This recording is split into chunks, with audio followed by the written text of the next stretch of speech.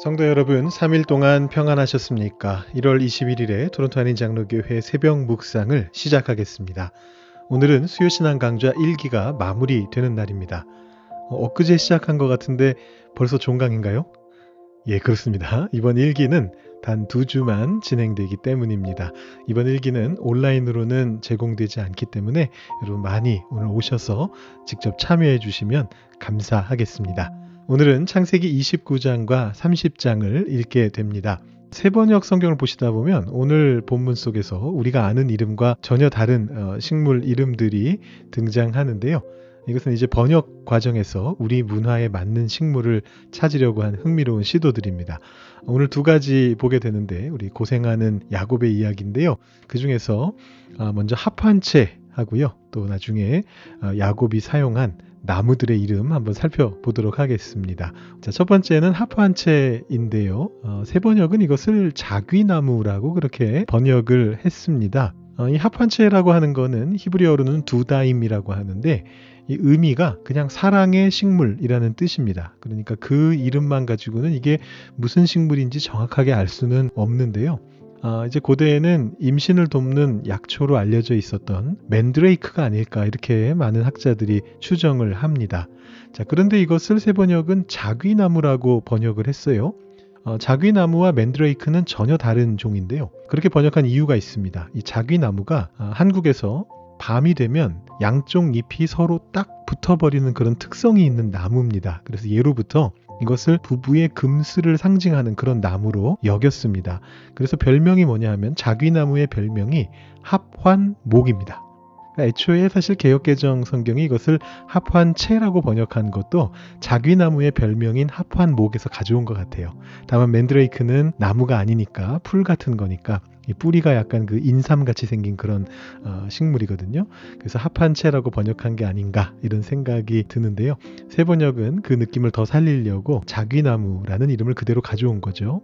자, 그런데 사실 이 경우는 개역 성경 번역이 더 나은 것 같아요. 이 합한채라는 말을 보면 일단 이게 그냥 식물 이름은 아니구나. 한자를 좀 안다면 이게 기쁨과 관련된 부부가 합쳐져서 기뻐하는 것과 관련된 거구나. 이렇게 바로 유추가 가능한 반면에 자귀나무는 이런 내용을 모르는 특히 현대의 사람들은 이게 뭔 소린가 아마 이런 생각을 할 수가 있기 때문이죠. 아무튼 이렇게 서로 다르게 번역한 이유는 같은 식물이지만 그 의미를 살려서 번역하려는 시도였다. 이렇게 보시면 될 것 같습니다. 자, 또 한 가지는 야곱이 어떤 나무의 껍질을 벗겼는가라는 것인데요. 개역개정하고 새번역이 이름을 전혀 다르게 번역을 해놨습니다. 개역개정은 버드나무, 살구나무, 신풍나무 이렇게 이제 번역을 했는데 새번역은 미루나무, 감복숭아나무, 플라타너스 나무 이런 식으로 번역을 했습니다. 신풍나무는 그 이스라엘 지역에 있었던 나무 중에 플라타너스 나무를 말하는 것 같아요. 아마 개역 성경이 처음 번역되던 시기에는 플라타너스가 좀 덜 익숙해서 신풍나무로 번역한 것 같은데 새 번역은 우리에게 익숙한 플라타너스로 번역을 했고요. 살구나무하고 감복숭아나무는 굉장히 비슷하게 생긴 나무입니다.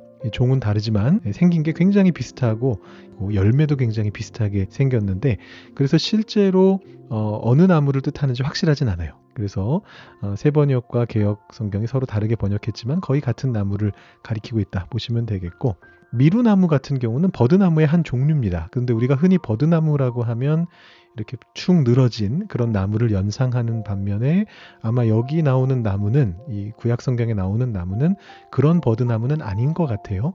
그래서 개역 성경은 그냥 그 종을 살려서 버드나무 이렇게 번역을 하고 새 번역은 그런 오해를 없애고자 미루나무 이렇게 아마 번역한 것 같습니다. 자, 그래서 이것은 성경의 의미를 우리 정서에 맞게 전달하려고 했던 번역자들의 고민이 이 안에 담겨져 있다. 이렇게 한번 생각해 보시면 될 것 같습니다. 자, 오늘 말씀은 29장 30장인데요. 한번 새 번역으로 저희가 한번 통독해 보도록 하겠습니다. 제가 봉독해 드리겠습니다. 야곱이 줄곧 길을 걸어서 드디어 동방 사람들이 사는 땅에 이르렀다. 거기 들에 우물이 있는데 그 곁에 양떼 세 무리가 엎드려 있는 것이 보였다. 그곳은 목자들이 양떼에게 물을 먹이는 우물인데 그 우물 아귀는 큰 돌로 늘 덮여 있어서 양떼가 다 모이면 목자들이 우물 아귀에서 그 돌을 굴려내어 양떼에게 물을 먹이고 다 먹인 다음에 다시 돌을 굴려서 우물 아귀를 덮고는 하였다. 야곱이 그 목자들에게 물었다. 여보십시오. 어디에서 오시는 길입니까? 그들이 대답하였다. 우리는 하란에서 오는 길입니다. 야곱이 그들에게 또 물었다. 나홀이라는 분의 손자인 라반이라는 분을 아십니까? 그들이 대답하였다. 아, 예, 우리는 그를 잘 압니다. 야곱이 또 그들에게 물었다. 그분이 평안하게 지내십니까? 그들이 대답하였다. 잘 삽니다. 아, 마침 저기 그의 딸 라헬이 양떼를 몰고 옵니다. 야곱이 말하였다. 아직 해가 한창인데 아직은 양떼가 모일 때가 아닌 것 같은데 양떼에게 물을 먹이고 다시 풀을 뜯기러 나가야 하지 않습니까? 그들이 대답하였다. 그렇지 않습니다. 양떼가 다 모일 때까지 기다렸다가 양떼가 다 모이면 우물 아귀에 돌을 굴려내고서 양떼에게 물을 먹입니다. 야곱이 목자들과 말하고 있는 사이에 라헬이 아버지의 양떼를 이끌고 왔다. 라헬은 양떼를 치는 목동이다. 야곱이 외삼촌 라반의 딸 라헬과 그가 치는 외삼촌의 양떼를 보고 우물 아귀에서 돌을 굴려내어 외삼촌의 양떼에게 물을 먹였다. 그러고 나서 야곱은 라헬에게 입을 맞추고 기쁜 나머지 큰 소리로 울면서 라헬의 아버지가 자기의 외삼촌이라는 것과 자기가 리브가의 아들이라는 것을 라헬에게 말하였다. 라헬이 달려가서 아버지에게 이 사실을 말하였다. 라반은 누이의 아들 야곱이 왔다는 말을 듣고서 그를 만나러 곧장 달려와 그를 보자마자 껴안고서 입을 맞추고 자기 집으로 데리고 갔다. 야곱은 지금까지 있었던 일들을 라반에게 다 말하였다. 말을 듣고 난 라반은 야곱에게 말하였다. 너는 나와 한 피부치이다. 라반이 그에게 말하였다. 내가 나의 조카이긴 하다만 나의 일을 거저할 수는 없지 않느냐. 너에게 어떻게 보수를 주면 좋을지 너의 말을 좀 들어보자. 라반에게는 두 딸이 있었다. 맏딸의 이름은 레아이고 둘째 딸의 이름은 라헬이다. 레아는 눈매가 부드럽고 라헬은 몸매가 아름답고 용모도 예뻤다. 야곱은 라헬을 더 사랑하였다. 그래서 그는 제가 7년 동안 외삼촌 일을 해드릴 터이니 그때에 가서 외삼촌의 작은 딸 라헬과 결혼하게 해주십시오 하고 말하였다. 그러자 라반이 말하였다. 그 아이를 다른 사람과 짝지어주는 것보다 너에게 짝지어주는 것이 더 낫겠다. 그러면 여기서 나와 함께 살자. 야곱은 라헬을 아내로 맞으려고 7년 동안이나 일을 하였지만 라헬을 사랑하기 때문에 7년이라는 세월을 마치 며칠같이 느꼈다. 7년이 지난 뒤에 야곱이 라반에게 말하였다. 약속한 기한이 다 되었습니다. 이제 장가를 들게 해주십시오. 라헬과 결혼하겠습니다. 라반이 그 고장 사람들을 다 청해놓고 잔치를 베풀었다. 밤이 되었을 때에 라반은 큰딸 레아를 데려다가 신방으로 들여보냈는데 야곱은 그것도 모르고 레아와 동침하였다. 라반은 여종 실바를 자기 딸 레아에게 몸종으로 주었다. 아침이 되어서 야곱이 눈을 떠보니 레아가 아닌가. 야곱이 라반에게 말하였다. 외삼촌께서 저에게 이러실 수가 있습니까? 제가 그동안 라헬에게 장가를 들려고 외삼촌 일을 해드린 것이 아닙니까? 외삼촌께서 왜 저를 속이셨습니까? 라반이 대답하였다. 큰딸을 두고서 작은 딸부터 시집 보내는 것은 이 고장의 법이 아닐세. 그러니 이래 동안 초래 기간을 채우게. 그런 다음에 작은 아이도 자네에게 주겠네. 그 대신에 자네는 또 7년 동안 내가 맡기는 일을 해야 하네. 야곱은 그렇게 하였다. 그가 레아와 이래 동안 지내고 나니 라반은 자기 딸 라헬을 그에게 아내로 주었다. 라반은 여종 빌하를 자기 딸 라헬에게 몸종으로 주었다. 야곱이 라헬과 동침하였다. 야곱은 레아보다 라헬을 더 사랑하였다. 그는 또다시 7년 동안 라반의 일을 하였다. 주님께서는 레아가 남편의 사랑을 받지 못하는 것을 보시고 레아의 태를 열어주셨다. 라헬은 임신을 하지 못하였으나 레아는 마침내 임신을 하여 아들을 낳았다. 그는 속으로 주님께서 나의 고통을 살피시고 나에게 아들을 주셨구나. 이제는 남편도 나를 사랑하겠지 하면서 아기 이름을 르우벤이라고 하였다. 그가 또 임신을 하여 아들을 낳았다. 그는 속으로 주님께서 내가 남편의 사랑을 받지 못하여 하소연하는 소리를 들으시고 이렇게 또 아들을 주셨구나 하면서 아이 이름을 시므온이라고 하였다. 그가 또 임신을 하여 아들을 낳았다. 그는 속으로 내가 아들을 셋이나 낳았으니 이제는 남편도 별 수 없이 나에게 단단히 매이겠지 하면서 아이 이름을 레위라고 하였다. 그가 또 임신을 하여 아들을 낳았다. 그는 속으로 이제야말로 내가 주님을 찬양하겠다 하면서 아이 이름을 유다라고 하였다. 레아의 출산이 그쳤다. 라헬은 자기와 야곱 사이에 아이가 없으므로 언니를 시세우며 야곱에게 말하였다. 나도 아이 좀 낳게 해주셔요. 그렇지 않으면 죽어버리겠어요. 야곱이 라헬에게 화를 내면서 말하였다. 내가 하나님이라도 된단 말이오. 당신이 임신할 수 없게 하신 분이 하나님이신데 나더러 어떻게 하라는 말이오. 라헬이 말하였다. 나에게 몸종 빌하가 있어요. 빌하와 동침하셔요. 그가 아이를 낳아서 나에게 안겨주면 빌하의 몸을 빌려서 나도 당신의 집안을 이어나가겠어요. 라헬이 자기의 몸종 빌하를 남편에게 주어서 아내로 삼게 하니 야곱이 빌하와 동침하였다. 마침내 빌하가 임신을 하여 야곱과 빌하 사이에 아들이 태어났다. 라헬은 하나님이 나의 호소를 들으시고 나의 억울함을 풀어주시려고 나에게 아들을 주셨구나 하면서 그 아이 이름을 단이라고 하였다. 라헬의 몸종인 빌하가 또 임신을 하여 야곱과의 사이에서 두 번째로 아들을 낳았다. 라헬은 내가 언니와 크게 겨루어서 마침내 이겼다 하면서 그 아이 이름을 납달리라고 하였다. 레아는 자기가 다시는 더 아기를 낳을 수 없다는 것을 알고서 자기의 몸종 실바를 데려다가 야곱에게 주어서 아내로 삼게 하였다. 레아의 몸종 실바와 야곱 사이에서 아들이 태어났다. 레아는 내가 복을 받았구나 하면서 그 아이 이름을 갓이라고 하였다. 레아의 몸종 실바와 야곱 사이에서 두 번째로 아들이 태어났다. 레아는 행복하구나, 여인들이 나를 행복하다고 말하리라 하면서 그 아이 이름을 아셀이라고 하였다. 보리를 거두어 드릴 때에 르우벤이 들에 나갔다가 자귀나무를 발견하여 어머니 레아에게 가져다 주니 라헬이 레아에게 말하였다. 언니, 아들이 가져온 자귀나무를 조금만 나눠줘요. 레아가 라헬에게 말하였다. 내 남편을 차지한 것만으로는 부족하냐? 그래서 내 아들이 가져온 자귀나무까지 가져가려는 것이냐? 라헬이 말하였다.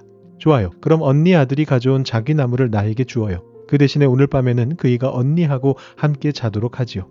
그날 저녁에 야곱이 들에서 돌아올 때에 레아가 그를 맞으러 나가서 말하였다. 당신은 오늘 밤에는 나의 방으로 드셔야 해요. 나의 아들이 가져온 자귀나무를 라헬에게 주고 그 대신에 당신이 나의 방으로 드시게 하기로 했어요. 그날 밤에 야곱은 레아와 함께 잤다. 하나님이 레아의 호소를 들어주셔서 레아가 임신을 하였고 야곱과의 사이에서 5번째 아들을 낳았다. 레아는 내가 나의 몸종을 나의 남편에게 준 값을 하나님이 갚아주셨구나 하면서 그 아이 이름을 이사갈이라고 하였다. 레아가 다시 임신을 하여서 야곱과의 사이에 6번째 아들이 태어났다.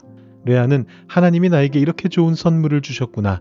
내가 아들을 6이나 낳았으니 이제부터는 나의 남편이 나에게 잘해주겠지 하면서 그 아이 이름을 스불론이라고 하였다. 얼마 뒤에 레아가 딸을 낳고 그 아이 이름을 디나라고 하였다. 하나님은 라헬도 기억하셨다. 하나님이 라헬의 호소를 들으시고 그의 태를 열어주셨다. 그가 임신을 하여서 아들을 낳으니 하나님이 나의 부끄러움을 벗겨주셨구나 하고 생각하였다. 라헬은 그 아이의 이름을 지을 때에 주님께서 나에게 또 다른 아들 하나를 더 주시면 좋겠다 하는 뜻으로 그 아이 이름을 요셉이라고 하였다. 라헬이 요셉을 낳은 뒤에 야곱이 라반에게 말하였다. 제가 고향 땅으로 돌아갈 수 있도록 저를 보내주십시오. 장인어른의 일을 해드리고 얻은 저의 처들과 자식들도 제가 데리고 가게 허락하여 주십시오. 제가 장인어른의 일을 얼마나 많이 해드렸는가 하는 것은 장인어른께서 잘 아십니다. 라반이 그에게 말하였다. 자네가 나를 좋아하면 여기에 머물러 있기를 바라네. 주님께서 자네를 보시고 나에게 복을 주신 것을 내가 점을 쳐보고서 알았네. 라반은 또 덧붙였다. 자네의 품삯은 자네가 정하게, 정하는 그대로 주겠네. 야곱이 그에게 말하였다. 제가 장인어른의 일을 어떻게 해드리고 장인어른의 가축대를 얼마나 잘 보살폈는지는 장인어른께서 잘 아십니다. 제가 여기에 오기 전에는 장인어른의 소유가 얼마 되지 않았으나 이제 때가 크게 불어났습니다. 주님께서는 제가 하는 수고를 보시고서 장인어른에게 복을 주셨습니다. 그러나 이제는 제가 저의 살림을 챙겨야 할 때가 되었다고 봅니다. 라반이 물었다. 그러면 내가 자네에게 무엇을 주면 좋겠는가? 야곱이 대답하였다. 무엇을 달라는 것이 아닙니다. 다만 저에게 한 가지 일만 허락하여 주시면 제가 장인어른의 가축대를 계속 먹이고 돌보겠습니다. 오늘 제가 장인어른의 가축대 사이로 두루 다니면서 모든 양떼에서 얼룩진 것들과 점이 있는 것과 모든 검은 새끼 양을 가려내고 염소떼에서도 점이 있는 것들과 얼룩진 것들을 가려낼 터이니 그것들을 저에게 삭스로 주십시오. 제가 정직하다는 것은 훗날 장인어른께서 저에게 삭스로 주신 가축대를 확인하여 보실 때에 증명될 것입니다. 제가 가진 것 가운데서 얼룩지지 않은 양이나 점이 없는 양이 있든지 검은색이 아닌 새끼 양이 있으면 그것들은 모두 제가 훔친 것이 될 것입니다. 라반이 말하였다. 그러세, 자네가 말한 대로 하겠네. 그러나 라반은 이렇게 말해놓고서도 바로 그날로 수렴소 가운데서 줄무늬가 있는 것과 점이 있는 것을 가려내고 또 모든 암염소 가운데서도 흰 바탕에 얼룩이 진 것과 점이 있는 것과 모든 검은 새끼 양을 가려내어 자기의 아들들에게 주었다. 그런 다음에 라반은 야곱이 있는 데서 사흘 길을 더 나가서 자기와 야곱 사이의 거리를 그만큼 뜨게 하였다. 야곱은 라반의 나머지 양떼를 쳤다. 야곱은 미루나무와 감복숭아나무와 플라타너스 나무에서 푸른 가지들을 꺾어서 껍질을 벗긴 다음에 벗긴 가지에 흰 무늬를 냈다. 야곱은 껍질을 벗긴 그 흰 무늬 가지들을 물 먹이는 구유 안에 똑바로 세워놓고 양떼가 와서 물을 먹을 때에 바로 눈앞에 세워놓은 그 가지들을 볼 수 있게 하였다. 양들은 물을 먹으러 와서 거기에서 교미를 하였다. 양들은 껍질 벗긴 그 나뭇가지 앞에서 교미를 하고서 줄무늬가 있거나 얼룩이 지거나 점이 있는 양을 낳았다. 야곱은 이런 새끼 양들을 따로 떼어 놓았다. 라반의 가축대 가운데서 줄무늬가 있거나 검은 양들은 다 가려냈다.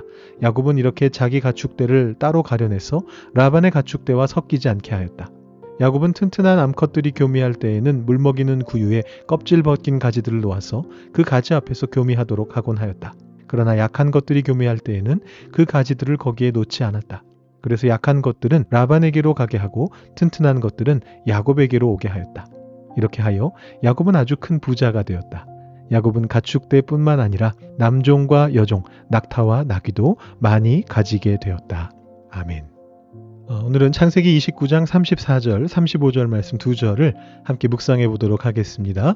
그가 또 임신을 하여 아들을 낳았다. 그는 속으로 내가 아들을 셋이나 낳았으니 이제는 남편도 별 수 없이 나에게 단단히 매이겠지 하면서 아이 이름을 레위라고 하였다.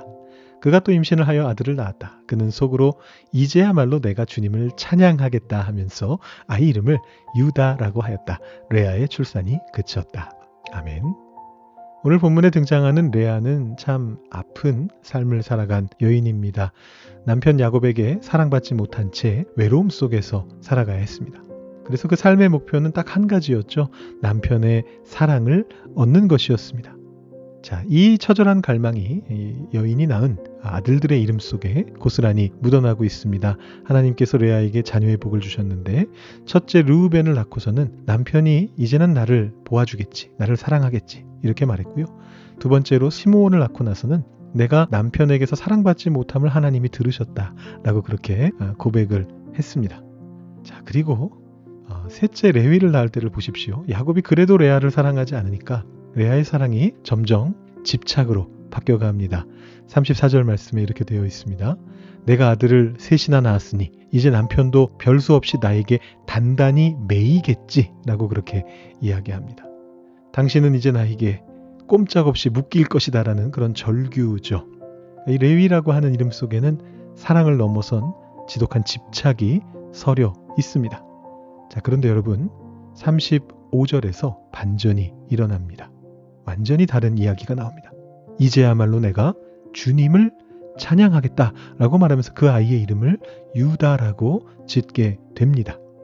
이전까지 아들들의 이름에는 늘 주어가 남편이거나 목적어가 남편이었습니다. 그런데 유다를 낳는 순간에 남편이라는 단어가 사라지고 그 자리에 하나님이 들어오십니다.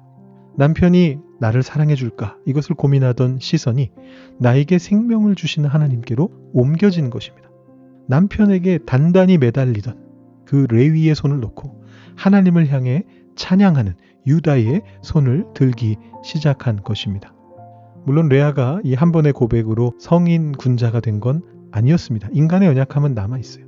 30장에 가면 다시 합한채를 써서라도 남편의 사랑을 얻으려고 애씁니다. 그러나 하나님께서는 레아가 시선을 하나님께로 돌렸던 바로 그 순간에 유다를 주목하셨습니다. 남편에게 집착하며 낳은 아들들이 아니라 이제는 주님을 찬양하겠다 고백하며 낳은 그 아들 유다, 그 유다 지파를 통해서 다윗 왕이 나게 하시고 인류를 구원할 예수 그리스도가 오게 하셨습니다. 성도 여러분, 우리의 삶도 레아처럼 결핍투성이일 수도 있습니다. 여전히 사람의 인정과 세상의 복에 집착하면서 자귀나무를 찾아 헤매는 연약한 모습이 우리에게도 있습니다. 그러나 하나님께서는 우리가 잠시라도 시선을 돌려서 결핍이 아닌 하나님을 바라보며 찬양하는 그 순간을 귀하게 보십니다. 내가 쥐고 있던 집착의 끈을 놓고 하나님께 고개를 들어서 그 하나님을 바라보며 일어설 때 바로 그것이 찬양이 될 줄로 믿습니다. 그 찬양의 고백 속에서 구원의 역사가 잉태될 줄로 믿습니다. 오늘 하루 사람에게 매이기보다 하나님을 찬양하기로 결단하는 우리 모두가 될 수 있기를 주님의 이름으로 축원드립니다. 오늘 조금 길어졌는데요. 여러분 그래도 한번 묵상해 보시고 기도해 보신 후에 오늘 새벽 시간을 마치시기 바랍니다.